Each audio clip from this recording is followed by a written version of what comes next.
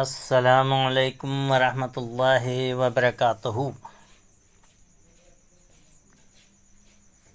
حضرت عائشہ رضی اللہ عنہ سے روایت ہے کہ رسول اللہ صلی اللہ علیہ وسلم نماز میں تشہد کے بعد سلام سے پہلے یہ دعا مانگا کرتے تھے: اللہم انی اعوذ بک من عذاب القبر واعوذ بک من فتنة المسیح الدجال واعوذ بک من فتنة المحیا وفتنة الممات، اللہم انی اعوذ بک من الماثم والمغرم۔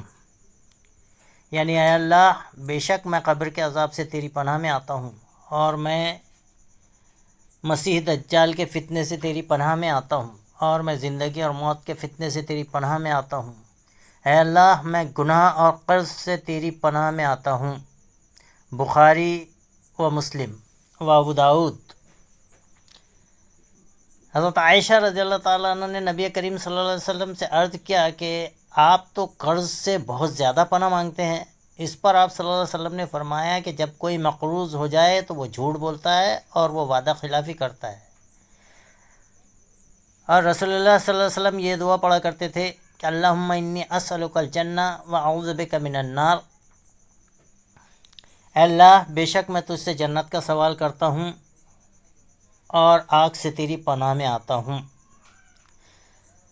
ابو داؤد، ابن ماجہ۔